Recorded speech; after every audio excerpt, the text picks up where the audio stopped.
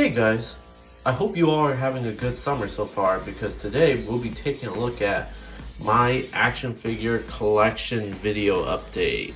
And not a lot has changed, maybe except for this shelf right here. But I did do a video 3 months ago going in depth about this collection, which is not much and it's just Marvel Legends and DC Multiverse. But I went in depth in the last video, and this time I will go a little bit quicker into discussing what I have on display and what it means to me. And I'm practically done and I'm proud of what I have. Maybe I will change some things in the future, which I will get into. But yeah, that's pretty much it. I'm really happy how this turned out, and I'm happy that I kind of just have a little small collection in the corner of my room. So yeah, let's get started. For this shelf right here, I am going for a more of a 2000s shelf, just because, you know, the 2000s is what I grew up on, you know. And I mentioned the year I was born many times in the past videos. I was born in 97, so yeah, I was technically a 90s baby because I was a baby in the 90s, but yeah, I'm a 2000s kid growing up. So seeing this right here really captures that. So we have the world's finest, or at least I wish we had a world's finest film with these two together, but we have Batman Begins, McFarlane Toys Batman Begins, and McFarlane Toys Brandon Ralph Superman from Superman Returns. So 2005, 2006, their respective years that the movies came out. So yeah, can't have a collection without the world's finest.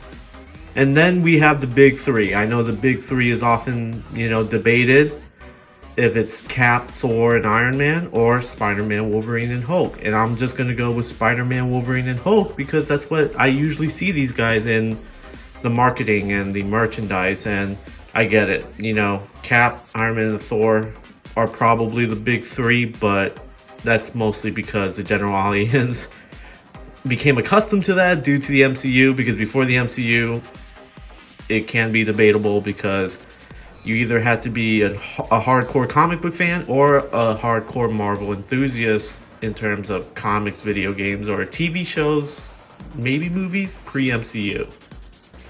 But yeah, but for right here, this is the Marvel Legends Hulk from the 2010's 2-pack with Valkyrie. It was a Toys R Us exclusive 2-pack that came out in 2010.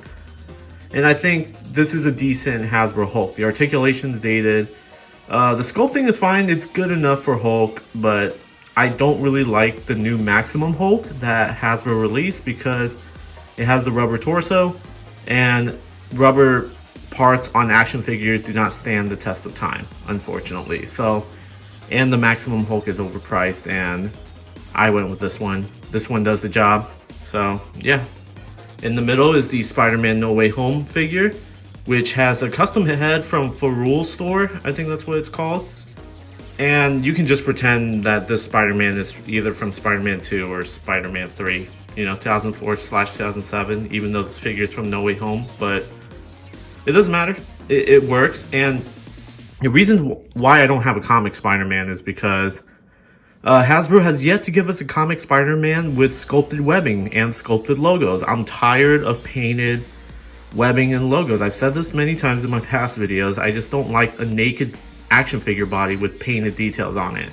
The Maximum Spider-Man is too expensive, and you'll get painted webs and logos on it, and you're charging what, over $50? Yeah, no, that's not it. And I went with Tobey because he was popular during the 2000s. Out of all the Marvel characters, especially outside of comics, you know, Spider-Man and Tobey Maguire as Spider-Man was the most popular. And don't get me wrong, I have my love for the Fantastic Four movies from the 2000s. Same with Ben Affleck's Daredevil. Same with Eric Bana's Hulk, Nicolas Cage Ghost Rider. Unfortunately, I can't say the same for the X-Men movies. Even as a kid, I did not like the X-Men movies. I was exposed to the X-Men through the 90s cartoon and then the comics from the 90s and the 2000s and the video games. So yeah, I prefer my X-Men to have brighter colors. Never was a fan of the leather suits even back then as a kid, and I just didn't like the movies. They were ashamed of the source material, but yeah, a lot of comic book movie fans seem to like them. I was not a fan, but yeah.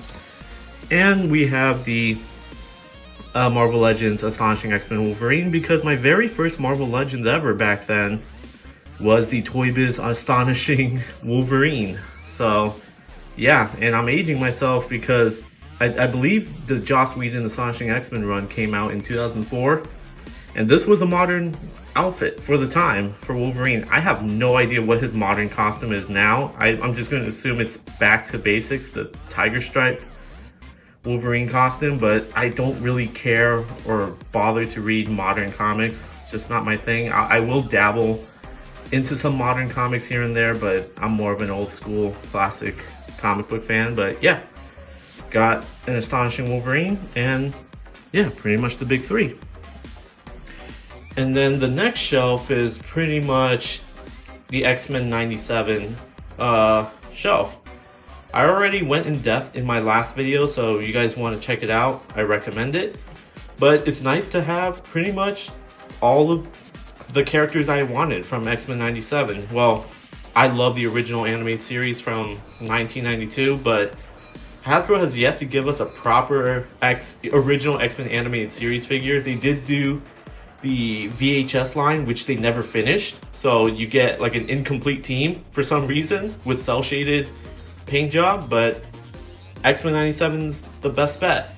And they finally announced a 97 Beast, which I will pre-order, and I will be taking out that Toy Biz Beast, which is a great figure, and it still is a great figure, and it's probably better than the upcoming 97 Beast, but I kind of want everyone to be consistent and match in terms of aesthetics. And this Professor X right here is the Target exclusive, Savage Land outfit with the Jim Lee hover chair from the comics. But Hasbro announced a 97 Professor X, but he is a San Diego Comic-Con exclusive and a Hasbro Pulse exclusive, I guess, after the convention, which sucks because I would like to have a 97 Professor X to match with everyone, but I'm not going to fight or compete with other collectors to obtain that figure. I know on Etsy, somebody has a 3D printed hover chair that looks more in line with the 90s cartoon, but it's $50, and I don't think $50 is worth it for a 3D printed chair on Etsy. I think $40 is pushing it. $30 would have been the best price, but they're charging $50 on it. I don't know, maybe I'll come around to it, but for now, I'm going to have to settle with this Professor X, and I prefer him in the jumpsuit anyways, because like I said in the last video, it makes it seem like he's going into battle with his X-Men. I always like that. But yeah, and I really hope they give us a new Jubilee figure, at least a more classic looking Jubilee, just because I understand she wore this outfit at the end of season 1, and that it was a reference to the 2010s comic where she was a vampire or whatever, but I'm just not a fan. It kind of comes back to contemporary comics. I just don't care for it, and seeing her in the black just reminds me a lot of the X-Men movies, which I'm not a fan of. I'm not a fan of Bryan Singer's X-Men or Brett Ratner or whatever at the time, and yeah, I don't know. So I just prefer my X-Men in brighter colors and to be treated with, I guess, accuracy. But the X-Men movies just were not it for me, even as a kid. They just were not it. So I don't know if that's a hot take. It seems like a lot of people are noticing that in hindsight, but I don't know. As a kid, just wasn't a fan.